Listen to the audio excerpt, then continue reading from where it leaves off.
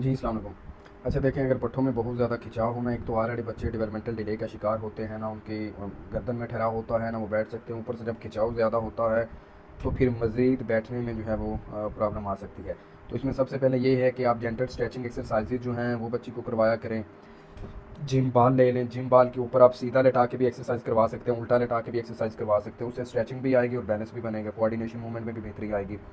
और तीसरा ये है कि बच्चों को जो है ना वो ज़्यादा टाइम के लिए जो है ना वो आप उनको बिठाना और गर्दन के अंदर ठहराव लाना और एक्सरसाइज करवाना, इन पे ज़्यादा टाइम दिया करें, ठीक है। आप लोग क्या कहते हैं, इतने ज़्यादा पेरेंट्स आते हैं जो हमारे पास बच्चे को लेके आते हैं, फिर नेक्स्ट टाइम वो कभी आते हैं या हम वैसे फ़ोन पे जो रब्ता होता है हम पूछते हैं कि जी आप घर में कितनी दफ़ा एक्सरसाइज करवा रहे हैं, वो हार्डली एक या दो दफ़ा एक्सरसाइज करवा रहे होते हैं। तो ऐसे रिकवरी नहीं आती, बहुत ज़्यादा टाइम देना पड़ता है।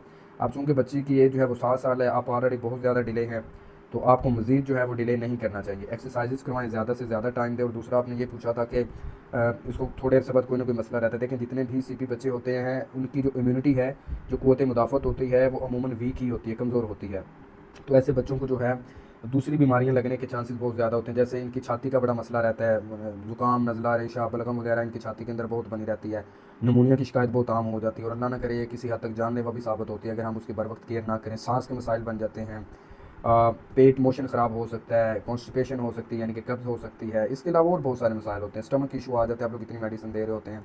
अगर बच्चे को झटके नहीं लगते, अगर बच्चे को जो है वो कोई और ऐसा मसला नहीं है, या अगर आप चलने के लिए मेडिसिन दे रहे हैं, ये जो ताकत के नाम पे मेडिसिन दी जाती हैं बिला वजह, इनसे खुदारा गुरेज किया करें। उनकी बजाय बच्चे पे टाइम दिया करें, एक्सरसाइज करवाया करें, उनसे ज़्यादा जो है ना वो बेहतरी आती है। मेडिकेशन जहाँ पे ज़रूरत है दें, हमें बिला वजह देने का जवाज़ नहीं बनता। खुदा हाफिज़।